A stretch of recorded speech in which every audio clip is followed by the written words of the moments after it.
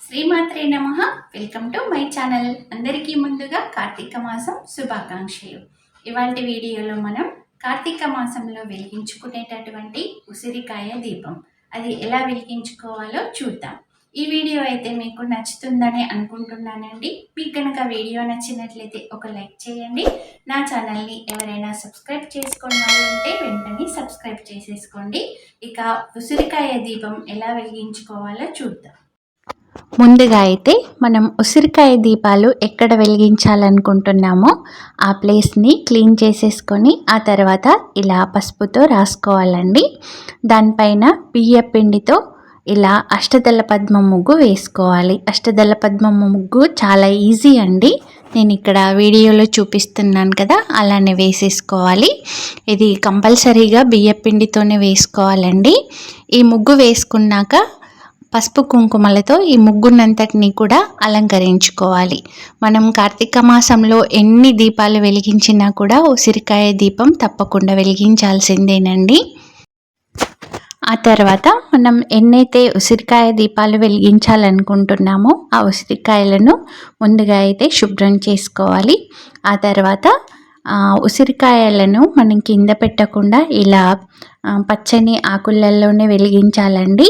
అయితే మనం ఎన్ని ఉసిరికాయలు తీసుకుంటామో వాటికి రెట్టింపు అంటే 2 ఆకులు ఇలా మనం అష్టదళ పద్మ ముగ్గు ఎక్కడైతే వేస్తామో ఆ ప్లేస్లో 2 ఆకులను ఉంచేసి దానిపైన ముందుగా అక్షింతలు పసుపు కుంకుమ సమర్పించుకున్నాక వాటిపైన ఉసిరికాయలు పెట్టుకోవాలి. ఆ తర్వాత ఉసిరికాయలను కూడా గంధం పసుపు బొట్టుతో అలంకరించుకోవాలండి. ఈ ప్రాసెస్ అయితే కంపల్సరీగా చేయాలి.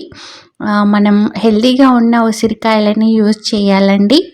దీనివల్ల మనకి సైంటిఫికల్గా కూడా మంచి బెనిఫిట్స్ ఉంటాయి. అంటే మనం ఈ ఉసిరికాయల పైన చేసేటటువంటి దీపారాధన ఏదైతే ఉంటుందో మనం నువ్వుల నూనెతో కానీ నెయ్యితో కానీ చేస్తాం కదా, ఆ వేడికి ఉసిరికాయల నుండి వచ్చేటటువంటి స్మెల్ ఏదైతే ఉంటుందో అది చాలా అంటే హెల్త్కి చాలా మంచిదండి.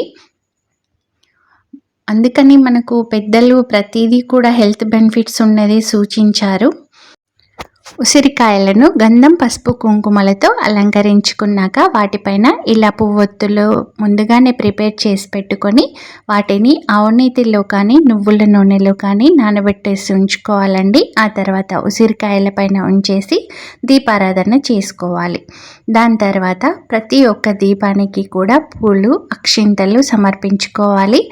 దాని తర్వాత మీరు ఏ కోరిక అయితే కోరుకున్నారో భక్తి శ్రద్ధలతో ఇంకా ఆ కోరికను కోరుకోండి.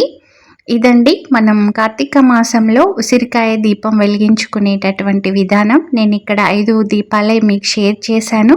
మీ ఇష్టం, మీరు ఎన్ని దీపాలు వెలిగించుకున్నా కూడా ఓకే అండి. మీకు వీడియో నచ్చిందని అనుకుంటున్నానండి. మీకు గనక వీడియో నచ్చినట్లయితే ఒక లైక్ తప్పకుండా చేయండి. మీ ఫ్రెండ్స్కి రిలేటివ్స్కి అందరికీ కూడా షేర్ చేయండి. వాళ్ళకి ఎట్లాంటి డౌట్స్ ఉన్నా కూడా ఈ వీడియో చూసి ఆ డౌట్స్ క్లియర్ అవుతాయి. నా ఛానల్ని ఎవరైనా సబ్స్క్రైబ్ చేసుకొని వాళ్ళు ఉంటే వెంటనే సబ్స్క్రైబ్ చేసేసుకోండి. నేను మరిన్ని మంచి మంచి వీడియోస్తో మీ ముందు ఉంటానండి.